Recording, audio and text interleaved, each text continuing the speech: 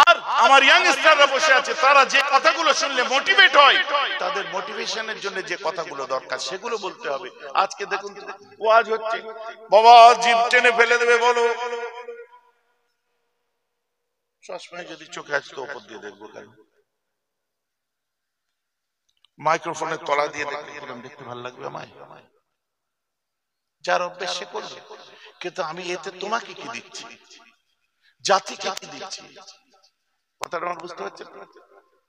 আরে তুমি স্টেজের উপরে উঠে যে ন্যাক যে ভাবটা দেখাচ্ছে তোমার ঘরে, তোমার বাইরে, তোমার দলিজে, তোমার আপনার দালানে, তোমার বাড়িতে, ওই ন্যাক তুমি দেখাও। কথা বুঝতে পারছো? জলসায় যে বলছো কুমুর ছাড়া বাথরুম করি না, আর উল্টো দিকে দেখা যাচ্ছে হাটে লোটা নিয়ে দৌড়চ্ছ সাজে। কথা বুঝতে পারছো? একটা নতুন গাড়ি কিনে ফেললে সেই গাড়ি লাইভ দিতে দিতে দিতে দিতে মাথা খারাপ হয়ে যাচ্ছে। এই গাড়িতে আজকে এই জিনিসটা লাগালাম, আজকে বন্ধুরা হ্যালো গাইস, এই গাইস এই হয়েছে, গাইস ওই হয়েছে, সেই গাইকে একদম প্রেগন্যান্ট করে দিচ্ছে। বুঝতে পারছেন? মনে মনে আমাদের হাসি পাবে না ভাই? 4টে টায়ার বিক্রি করে দিল, এরকম গাড়ি হয়ে যাবে। আল্লাহ শুকরিয়া আদায় করে বলছে, কই কোনোদিন তো শখ হয়নি যে আমার গাড়িটা নিয়ে হ্যালো গাইস এইটা হচ্ছে অফরোডিং টায়ার, হ্যালো গাইস এটা সোনারকেল লাগানো আছে, হ্যালো গাইস এই টায়ার গুলো আপনার সব অফরোডিং টায়ার, এগুলো আপনার কি বলে মনে হয় না? কেন, কিসের জন্য? এতে সমাজ কি পাবে আমার কাছে, জাতি কি পাবে আমার কাছে?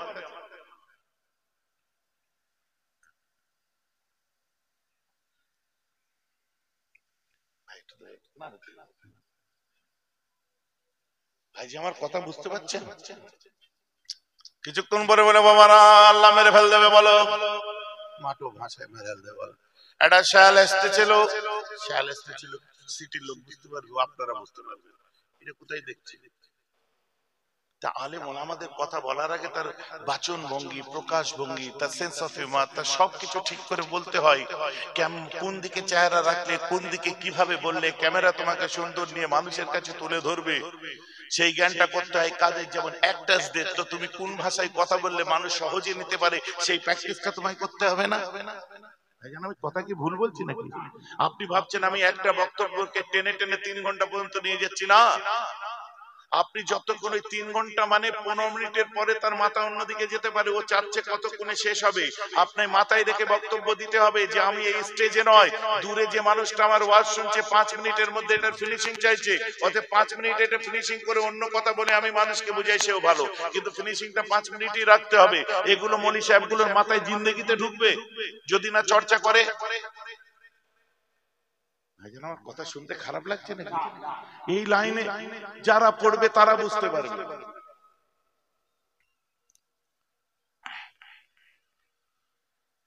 অতএব এমন কোন ল্যাঙ্গুয়েজ, এমন কোন ভাষা আমাদের ওয়াজ হচ্ছে, আমি সেটা চমকে উঠেছি ভাই। ওরে বাবা আল্লাহ জিভ টেনে ছিঁড়ে ফেল দেবে হলো, কি হলো?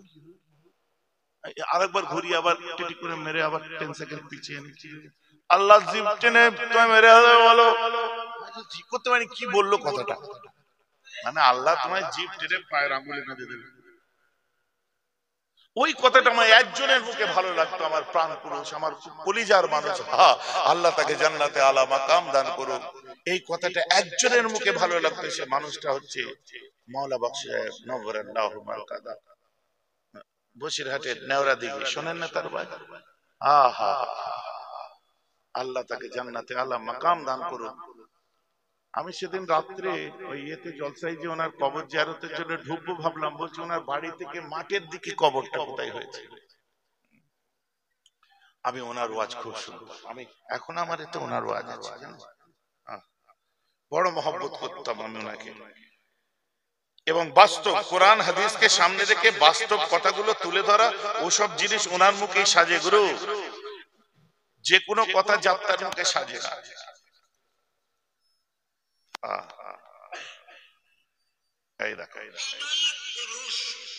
আর বিনয়িনী নারী কারা? তারা সে কারা? খেয়াল করেন যদি কোনো সন্তানকে মায়ার বাপ কাছে ডাকে, খোকা এদিকে, মা বাপের আওয়াজ শুনে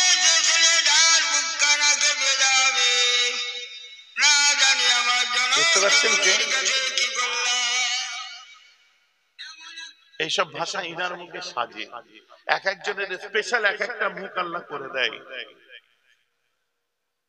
আমি ওয়াজ শুনতে শুনতে বাড়িতে ঢুকেছি, আমার গাড়িতে, বাড়িতে ঢুকে আমি কানে লাগিয়ে দিয়ে আমি তখনও শুনছি আর খাচ্ছি। ফজরের নামাজ পড়ে শুয়েছি, পরের দিন বাইরে বেরিয়েছি, আমার কাছে খবর দিচ্ছে যে উনি ইন্তেকাল করে গেছে। খুব কষ্ট লেগেছিল। আপনারাও তার প্রতি খুব মহব্বত রাখবেন, আপনারা মাঝে মধ্যে তার মাজার কবর জিয়ারত করতে যাবেন। আমার এলেম বক্সে চাহাজিও ইন্তেকাল করেছে, কবর জিয়ারত, যত বড় বড় আলেম ওলামারা ইন্তেকাল করেছে, আমি তো সবার নাম সব লিস্ট ধরে বলতে পারি না। আপনারা মহব্বত রাখবেন, এটা হচ্ছে ওলামাদের সঙ্গে মহব্বত রাখা জরুরি, তাই আমি বললাম।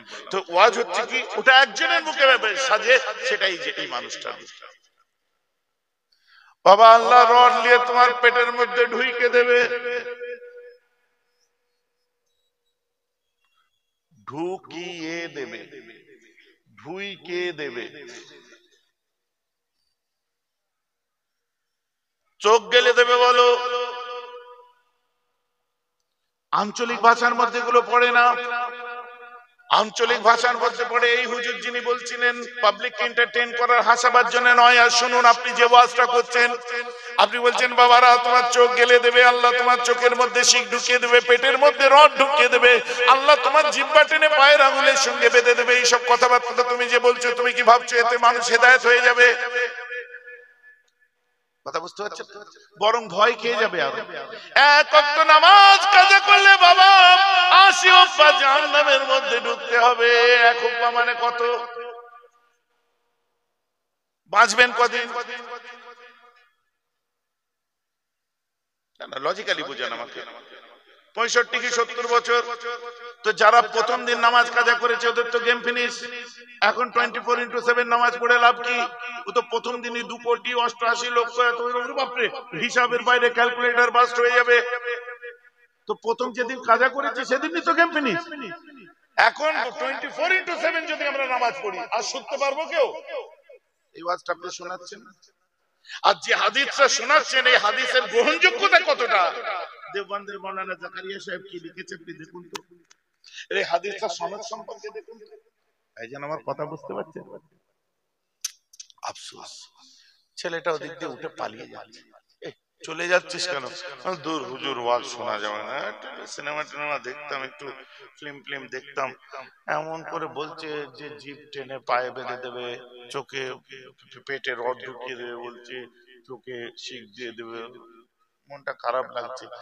আমার আল্লাহ তো রহমানুর রহিম, আহা আমার আল্লাহ তো গফুরুর রহিম, আমার আল্লাহ তো বান্দার চোখের পানি সহ্য করতে পারেন না। আরে হুজুর এমন বলছে যেন আল্লাহ গুন্ডা, নাউজুবিল্লাহ। এমন বলছে যেন আল্লাহ আযাব দেয়া ছাড়া কোনো কাজ নেই। সহ্য হয় বলেন তো? আমি চলে যাচ্ছি। Please sit down, please be seated. কিচ্ছু হবে না, বস, আর বলবে না। খানিকক্ষণ পরে ওয়াজ করতে করতে আবার বলছে ইউরসালু মিনকুম আযওয়াজুম মিন নার ওয়া নুহাসুন ফালা তানতাসিরান। আকাশ থেকে আগুনের গোলা ছুড়বে বাবা, কেউ সাহায্য করার থাকবে না। বাবা ওয়াজই শুনবে না। ফের বলছে আগুন দিয়ে আকাশ থেকে মারবে। এই যুবকগুলা, এই সোনার ময়না কোথায় যাবি? মনি সাহেবরা আশার আলো দেখাবার বাদ দিয়ে গর্তেই পড়ে আছিস, আরো দুর্মুষ দিয়ে তোমাকে চেপে দেবে। দুর্মুষ বোঝেন? দুর্মুষ বোঝেন? এই যে ঠুকে ঠুকে ইট গুলো প্লেন করে, একে তুমি গর্তে পড়ে আছো, একে আমরা গর্তে পড়ে আছি, আরো দুর্মুষ দিয়ে চেপে চেপে হুজুররা বাজিমাত করতে যে এমন ভয় দেয়। আর তোমাদের যত ভয় দেখাবো আমাদের কামাই তত বেশি। যত তোমাদের ভয় দেখাবো। একটা ফিল্ম এসেছিল পিকে বলে, বুঝলেন? রাজকুমারী রানী ডাইরেক্টর। এই হোটেলে আপনার কি বলে, তাজ বেঙ্গল হোটেলে,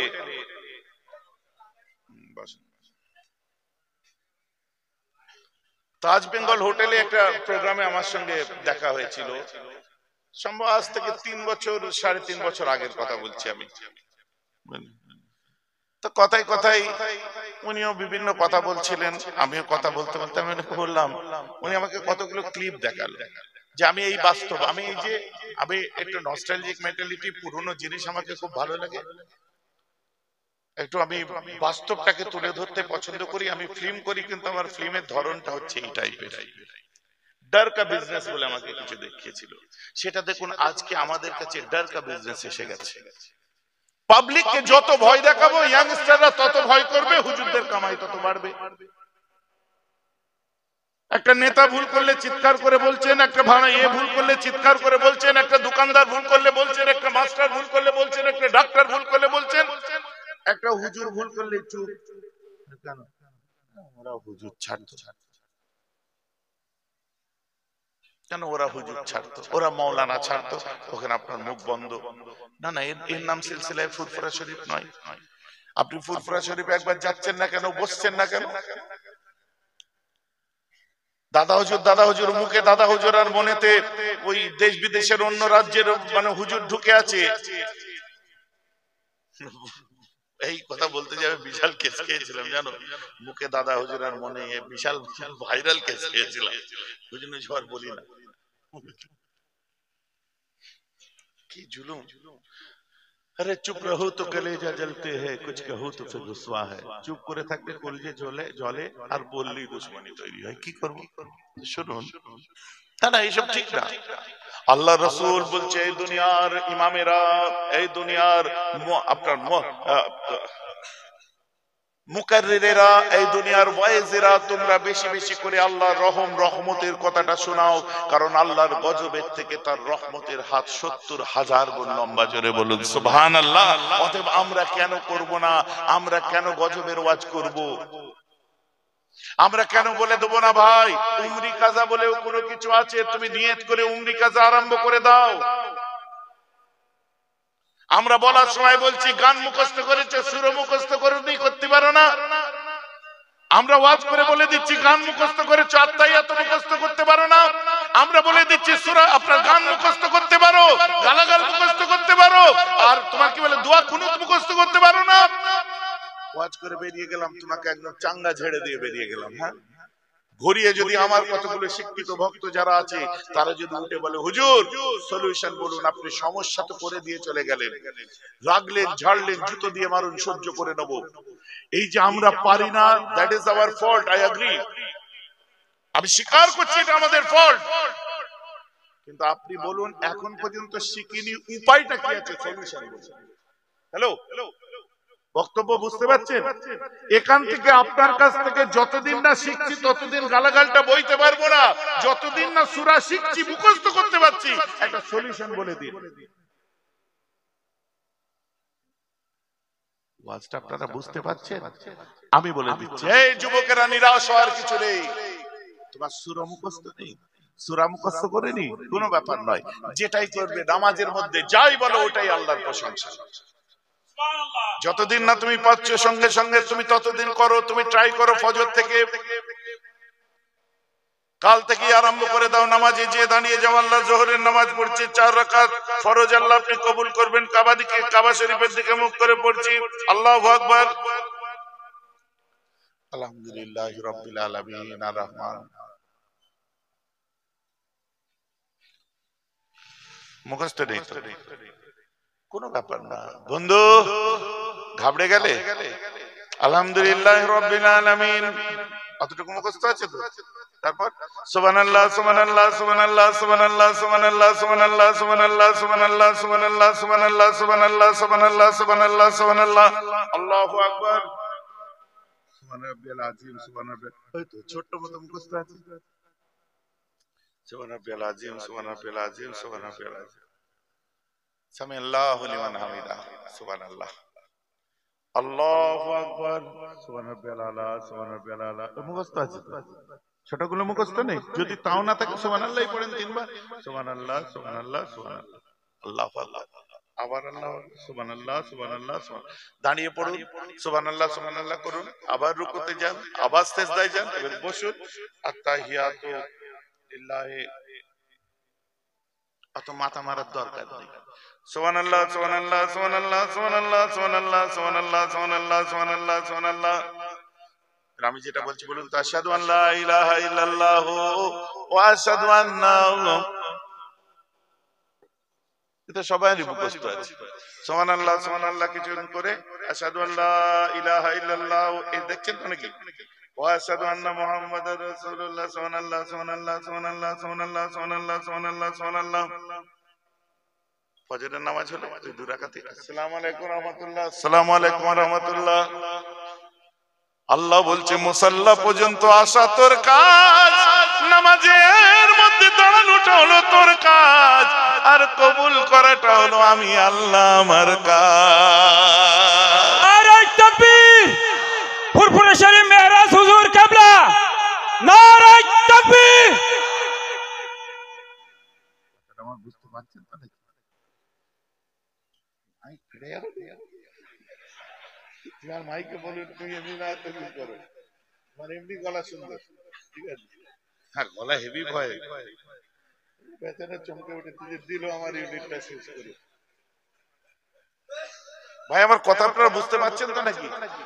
তুমি নামাজ পড়িনি যেমন তোমায় গালাগাল দিলাম, নামাজ কেন শিখুনি, সূরা কেন মুখস্থ করিনি যেমন তোমায় গালাগাল দিলাম, সাথে সাথে দেখো একটা সমাধানের রাস্তাও তোমাকে আমি দেখিয়ে দিলাম।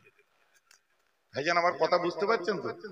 আর আমি যদি রাগারাগি করে চলে যেতাম, আমি যদি রাগারাগি করে চলে যেতাম, আমার দিকে দেখেন, আমি যদি রাগারাগি করে চলে যেতাম আপনাদের মনটা কি ভালো লাগতো? যে ভাইজান সমাধানটা তো দিলেন না, রাগারাগি তো করে গেলেন। এরপরে যুবকেরা কি করে মুখস্থ হবে? শোনো, রিসাইটেশন অফ কোরআন ইউটিউবে সার্চ করে দাও, সূরা ফাতিহা সার্চ করো, কানে লাগাও। যে তুমি শোয়ার সময় কানে লাগিয়ে দিয়েছো, কোরআন তেলাওয়াতের সওয়াব পেলে। আর পৃথিবীর বুকে যত তাড়াতাড়ি কোরআন মুখস্থ হয় অন্য কিছু মুখস্থ হয় না। 2 দিন 4 দিন 10 দিন এরকম করতে করতে 1-2 মাস তুমি চেষ্টা করে যাও, যতদিন না পাচ্ছো তুমি 2টো সূরা মুখস্থ করো, সূরা ফাতিহা সূরা ইখলাস মুখস্থ করো, তারপরে ওই যেগুলো দোয়া দরুদ যেগুলো আছে তুমি ইউটিউবে সার্চ মারো, কানে লাগাও, মুখস্থ করো। 1 মাসের মধ্যে তুমি সব শিখে যাবে, কিন্তু ইচ্ছা থাকতে হবে। যুবক ভাইরা হাত তোলো একবার, সব বুড়ো নো প্রবলেম, বিয়ে শাদী হবে না, বুড়ো টুড়ো বলো না, হাত নামিয়ে না। আমি এই কথাটা বললাম, কষ্ট লাগলো শুনে। একটা সলিউশন, মানে যেটা থেকে সমাধান আপনি পাবেন,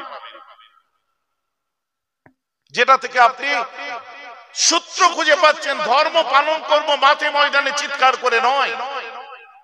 চলুন, আমার রাসূল তাই বলে দিচ্ছেন, পৃথিবীর বুকে তোমরা যখন কাউকে কোনো কিছু শোনাবে তখন মাউইযাতান হাসানা উদউ ইলা সাবিল রাব্বিকা, যখন আল্লাহর রাস্তায় কাউকে দাওয়াত দেবে, কাউকে বোঝাবে, তখন কি করবে? মাউইযাতান হাসানা, তাদেরকে উত্তম ভাবে উপস্থাপন করবে, তাদের কাছে সুন্দর করে ওয়াজ করবে, তবেই তারা আপনার ধর্মের পথে আসবে। আপনার স্ত্রী নামাজ পড়ছে না, আপনি আপনার মায়ের সামনে স্ত্রীকে বলতে পারবেন না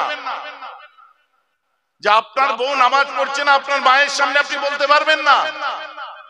ঘরের দাওয়ায় দাঁড়িয়ে আছে, আপনি তাকে ভেতরে নিয়ে যান, আপনি তাকে বলুন, শোনো ভিতরে চলো, কি হয়েছে, একটু কথা আছে, ভিতরে নিয়ে যে তার হাতে হাত দিন, হাতে হাত রেখে বলো, ট্রাই করো না একবার, দেখি একটু নামাজটা ট্রাই করো, দেখো না ভালো লাগে নাকি। আপনি আপনার মায়ের সামনে বললেন, তার প্রেস্টিজে লাগতে পারে। আপনি একে ধমক দিয়ে, তম্বি করে, জোর করে ঘাড়ের উপর ধর্মকে চাপিয়ে দিতে পারেন না। বর্তমান সময় মেয়েরা বলেন, ছেলেরা বলেন, তাদের একটা রুচি, একটা অন্যরকম ব্যাপার আছে, তাদের কাছে তাদের মতো করে মোটিভেট করা দরকার। ধর্মটাকে উপস্থাপন করুন তাদের কাছে তাদের মতো করে।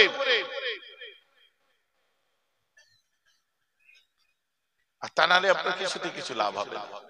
আমার যুবক ছেলেরা একটু সিনেমা দেখে, ভুল করে ফেলেছো। আমার যুবক ভাইরা একটু ভিডিও দেখে, তুমি ভুল করে ফেলেছো, মাঝে মধ্যে দুটান মেরেছো, কি গাঁজা, বুঝতে পারছেন না? আরে গাঁজা যে এরকম টেনে খায় আমি জানতাম না।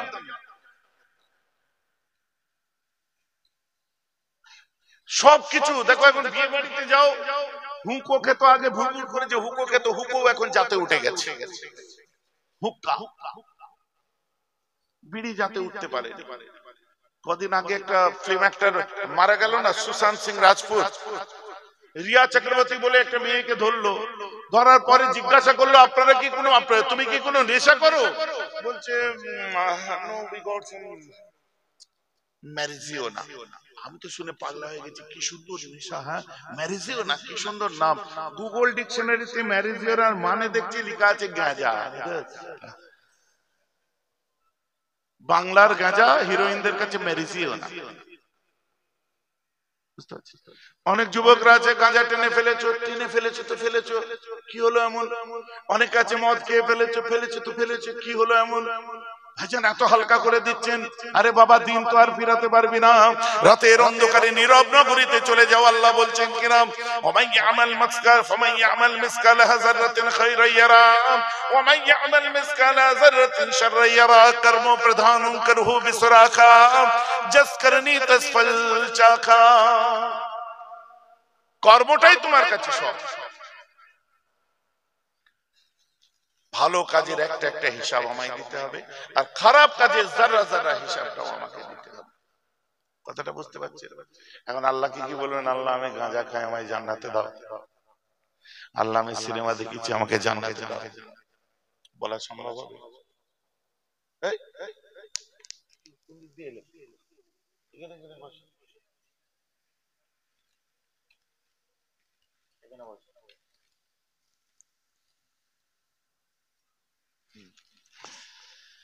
বলা বলা আপনি কি আল্লাহকে বলবেন আল্লাহ আমি সিনেমা দেখি, আমাকে জান্নাতে দাও, আমাকে ভালো এ দাও, সওয়াব দাও? বলতে পারবেন? তাহলে কি খারাপ করেছো, আল্লাহ বলছে শাস্তি নেওয়ার জন্য তৈরি হয়ে যাবে। আল্লাহ শাস্তি নেওয়ার মতো কারো ক্ষমতা আছে? হাত তুলে দেখান তো, আছে কি কারো? পারবেন না। আল্লাহ গো ভুল হয়ে গেছে, তুই ভুল করলি কেন? করে ফেলি যে আল্লাহ বন্ধু বান্ধবদের পাল্লাই। যুবকেরা শোনো, আল্লাহ মাফ করে দাও, শাস্তি দেও না। না তুই একটুখানি শাস্তি নে না, আল্লাহ একটু শাস্তি নেওয়ারও ক্ষমতা আমাদের নাই। আল্লাহ গো কোরআনে তাহলে বলেছো কেন লা তাকনাতু মির রাহমাতিল্লাহ? সুবহানাল্লাহ। কোরআনে কেন বলেছো যে বান্দা তুই পাহাড় সমান গুনাহ করলেও তুই আমার রহমত থেকে নিরাশ হবি না? আশা করে আছি আল্লাহ। এটা আমাদের রাস্তা দিয়ে ট্রেনে যাচ্ছে আর আমি গাড়ি দিয়ে ঢুকছি, তাকে দেখে মুসলমানদের লোক, বুঝলে? ও চাচা,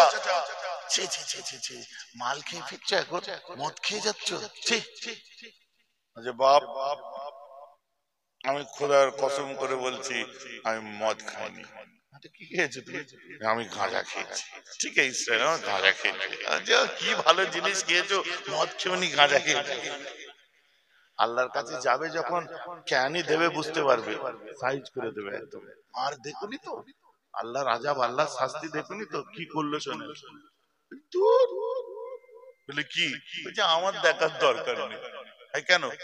ওরই তো বান্দা, ও ভালো রাখবে, খারাপ রাখবে, ঠান্ডা করে রাখবে, আগুনে পোড়াবে, মারবে, ধরবে, ওর বান্দা। ও মেরে, ও কষ্ট দিয়ে, ও আযাব দিয়ে যদি ওর না কষ্ট হয় তো মোর কিসের কষ্ট? আমার কসম খোদার, একদম সেই মহান সত্তার কসম করে বলছে, আমার পা থেকে মাথা পর্যন্ত লোমটা খাড়া হয়ে গেল। আর ভেতরটা কেমন কেঁদে উঠলো আমার। এটাই তো আমার আল্লাহ বলেছেন। ও মাতালের মুখ দিয়ে বেরোচ্ছে। আল্লাহ বলছে যে বান্দা আমি তোদেরকে এত ভালোবাসি যে কোন মুমিনের পায়ের নিচে যদি একটা ছোট্ট খেজুরের কাঁটা ঢুকে যায় তার গুনাহ সাগীরা গুলো আমি ঝরিয়ে দিই। সুবহানাল্লাহ। এটা সত্যি তো। আমি চুপচাপ হয়ে গেছি। দুনিয়ার জমিনে কোনো মা তার সন্তানের কষ্ট, মা মেরে কোনো বাচ্চাকে মেরে ফেলতে পারবে কি? মায়ের কষ্ট হবে না? তোরই ছেলে, তুই মারবি, মার। তো আল্লাহ তোমারই বান্দা, যা পারো করো, আমরা তো ভুল করবোই, আমাদের নফস দিয়েছে পরিষ্কার হিসাব। না তুই ভুল করলি কেন? মা বোনেরা শোনো, না ভুল করলি কেন? আল্লাহ আপনি আমাদের আকলে সালিম দিয়েছেন, জ্ঞান বুদ্ধি বিবেক দিয়েছেন। প্রথমে আমার জন্ম হয়নি, আমার আব্বার জন্ম হয়েছে, তারপরে আমার দাদুর জন্ম, তার আগে আমার দাদুর দাদু, দাদুর দাদু, তার আব্বা, তার আব্বা, তার আব্বা। প্রথম আব্বা হচ্ছে আদম আলাইহিস সালাম। আদম নবীর আব্বা নেই, অতএব আদম নবীর আগেও আপনি আল্লাহ। আল্লাহ আদম নবীর আগেও আপনি আল্লাহ। আর যেদিনই আপনি আল্লাহ সেদিনই আপনি রিজিক দাতা। যেদিনে আপনি আল্লাহ হয়েছেন সেদিনে আপনি কমপ্লিট হয়েছেন আল্লাহ। আধুরা আধা আধুরা আপনি নয়। সুবহানাল্লাহ বলেন। কথাটা আমার বুঝতে পারছেন? আপনি যেদিনই হয়েছে সেদিনই কমপ্লিট হয়েছে, আপনার কিচ্ছু বাদ ছিল না কোনোদিন। যেদিন আপনি আল্লাহ, সেদিন রহমান, সেদিন রহিম, সেদিন খালিক, সেদিন মালিক, সেদিন রাজ্জাক, সেদিন রফিক, সেদিন সত্তার। আল্লাহ সত্তার মানে দোষ চাপা দেয়। আল্লাহ দোষ করার তো কেউ ছিল না, কি কার দোষ চাপা দিতে তুমি? সুবহানাল্লাহ বলেছেন। পিছন থেকে বলুন, আমার ওয়াজ বুঝতে হবে, টান সুর বাদ দাও। আল্লাহর একটা নামের অর্থ হচ্ছে গফুর। আপনি আসুন, সেই দিন মানুষের জন্মই হয়নি, অথচ আল্লাহ বলছে আমি ক্ষমাকারী। আমরা প্রশ্ন করবো, আল্লাহ আদম নবীর আগে তুমি কার ক্ষমা করতে? তাহলে কি আমরা বলবো না, আল্লাহ আপনি তো সবই জানতেন, এভরিথিং ইজ প্রি প্ল্যান্ড। আপনি জানতেন আমার আদমের সন্তানরা জন্মাবে, তারা গুনাহ করবে, আর আমার কাছে কাঁদবে, আর আমার কাছে রহমতের দরিয়া আছে। আমি এক ফোঁটা পানি পৃথিবীতে পাঠিয়েছি, কোটি কোটি মায়ের জন্ম হয়েছে, আর মা তার সন্তানের কষ্ট সহ্য করতে পারে না। আমি রহমতের সাগর নিয়ে বসে আছি। মায়ের জন্মদাতা আমি আল্লাহর কাছে, বান্দা যখন গুনায় ভরা হাত নিয়ে কাঁদে, ওই হাতকে ঘুরিয়ে দিতে আমি আল্লাহকে বড় লজ্জা লাগে। আমি রহমতের দরিয়ায় জোশ মেরে আমি তার গুনাহ খাতাকে মাফ করে দিই। বলুন সুবহানাল্লাহ। অতএব বান্দা, তোরা যতদিন জন্ম নিয়েছিস, তোরা জন্মাবার আগে, আদমের আগে, তোরা গুনাহ করার অনেক আগে, তোদের সৃষ্টির আগে আমি আল্লাহ ক্ষমাকারী হয়ে বসে আছি। তাই লা তাকনাতু মির রাহমাতিল্লাহ, বান্দা নিরাশ হবে না, আশা রাখ। ওয়াজটা আমার বুঝে গেছে? সবাই মিলে বুঝতে পেরেছেন? আশা রাখুন, কাল কি চেষ্টা করুন, হয়ে যাবে, তওবা করুন। কারণ এখন আর কেউ 3 ঘন্টা ধরে হলে বই দেখতে যায় না। জওয়ান বার হয়েছে আজকে, কতদিন হবে তাও? সাধু সেজুনি, আমি জানি তুমি জানো না, কতদিন বার হয়েছে? হ্যাঁ বলো, অসুবিধা কি আছে? 1 মাস হয়ে গেছে। ঠিক বলে, 1 মাস পার হয়ে গেছে। আগেকার এখানে অনেক বুড়ো বসে আছে, আধ বুড়ো বসে আছে, যারা একদিনে 3টে করে বই মেরেছে। কিন্তু এই যুবক ছেলেদের 1 মাস পার হয়ে গেছে, এত ভালো একটা ফিল্ম এলো, দেখতেই যায়নি। তো বাপ চাচাদের তো আল্লাহ অনেক আগেই হেদায়েত দিয়ে দিয়েছে, এদের মনটাও আল্লাহ শক্ত করে দিয়েছে। বলুন না সুবহানাল্লাহ। কোন ছেলেটা আছো হাত তুলে দেখাও যে প্রত্যেকদিন 3 ঘন্টা ধরে একটা করে বই মোবাইলে দেখে? পারবে দেখাতে? নেই। একটা বই লাগিয়েছে, 10 মিনিট দেখার পর ফ্রি ফায়ার ধরে গেছে, ফের খানিকক্ষণ খেললো, পাবজি ধরে গেল, ফের খানিকক্ষণ খেললো, আবার কিছুটা দেখলো। একটা বই আপনার ইয়েতে মোবাইলে দেখতে কমসে কম তার 1.5 থেকে 2 মাস টাইম লাগছে, তাও শেষ হচ্ছে না। কথাটা বোঝার চেষ্টা করুন। মোবাইল যেমন বলছেন যে মোবাইলের মধ্যে সব দেখছে, চাচা এদের দেখার টাইম নেই। ওরা রাত্রে 100 জনের মধ্যে 100 জন ছেলেই যারা এখানে বসে আছে, 0.1% বাদ দিলাম, 99.9 ছেলেরা এদের কোনো না কোনো চ্যানেল সাবস্ক্রাইব করা আছে। কারো না কারো ওয়াজ নসিহত শুনতে শুনতে ঘুমায়, কেউ গান শুনতে শুনতে ঘুমায়। একটা ছেলে হাত তুলে দেখা, ভাইজি আমার কথা বুঝতে পারছেন না? এই তো মাশাআল্লাহ, রাইট চয়েস, রাইট অপশন নিয়েছো। সত্যি তোমরা একটা ভালো পথে এগোচ্ছ, এবং ওটাকে রাইট টু ইউজ কিভাবে করতে হয় তুমি নিজে বুঝে যাবে। আল্লাহ তোমাকে আমাকে উভয়কে বোঝার তৌফিক দিক। এখন আমি বিদায় নিই। বক্তব্যে মনে ব্যথা নিলে আমাকে নিজ গুণে ক্ষমা করবেন। আর একটা কথা, আমার সামনে এখন এসছেন কি জানেন? হুজুর হযরত আব্দুল আজিজ পীর নগরী রাহমাতুল্লাহি আলাইহি, আমার মুফতি আজম মেজলা হুজুর, দাদা হুজুরের হাতে হাত দিয়া মানুষ। আমার মেজলা হুজুর পীর কেবলা আল্লামা রুহুল আমিন রহমাতুল্লাহ থেকে আরম্ভ করে সব যখন ওদিকে যেতেন, ইনকিশাফের মধ্যে দিয়ে নিয়ে আগে জেনে যেতেন। দাদুজান প্রত্যেকবারে জলসায় যাবে, মন্দিরশালী নদী নৌকায় করে পার করে দেখবে আব্দুল আজিজ পীর নগরী, আব্দুল আজিজ পীর নগরী রহমাতুল্লাহ আলাইহি। দাদুজান কি খেতেন মেজু হুজুর কেবলা? কি নিয়ে যেতেন? হ্যাঁ, ওই আপনার বাচ্চা মুরগি, মাছ, মাগুর মাছ বা পটল, এই সমস্ত হালকা তরকারি খেতেন, তেল খেতেন না। রান্না করে নিয়ে যে একদম নদীর উল্টো দিকে দাঁড়িয়ে থাকতেন, নৌকা যে লাগতো দাওয়াজানের সাথে দেখা করে ওখান থেকে একসঙ্গে আবার জলসায় যেতেন। এইসব মোবাইল আজ ইউজ করছে বোকা ছেলেরা, তখন তারা ইউজ করে নিয়েছে। কে হাদিস পাকের ভাষায় বলে কুনতু, এই কথাটা আমি না ভেঙে দিলে আবার সব রাজমিস্ত্রি মাওলানা হয়েছেন আজকাল, সর্বনাশ, বুঝলেন? বেরদি ইনি কি করে জানতে পারছেন ইনকি সব কি জিনিস? আরে আশ্চর্য, ওয়াজ করতে যে খিস্তি পারলে হবে, গালাগাল দিলে হবে? এগুলো শুনে নিতে হবে। হাদিসে কুদসি কুনতু সামাউল্লাযী ইয়াসমাউ বিহি ওয়া বাসারুল্লাযী ইউবসিরু বিহি ওয়া ইয়াদুল্লাতী ইয়াবতিশু বিহা ওয়া লিসানুহুল্লাযী ইয়াতাকাল্লামু বিহি। এর ব্যাখ্যাটা নিজেরা করে নেবেন। হাদিসে কুদসি কত নাম্বার সনদ কি বলতে হবে না। হাদিসে কুদসি মানে যায়িফ, মওযু, মজলিস হওয়ার চান্সই নেই। এর ব্যাখ্যা নিজে করে নেবেন, কথাটা মিলিয়ে নেবেন, ঝামেলা শেষ। এখন আমি আপনাদের কাছ থেকে বিদায় নিই।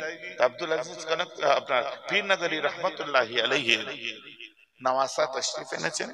আমার বড় মহব্বতের, খুব সুন্দর ওয়াজ নসিহত করে, না তো সুন্দর পড়ে মাশাআল্লাহ। এখন ওয়াজ নসিহত করবে। কি নাম বলেন তেনা?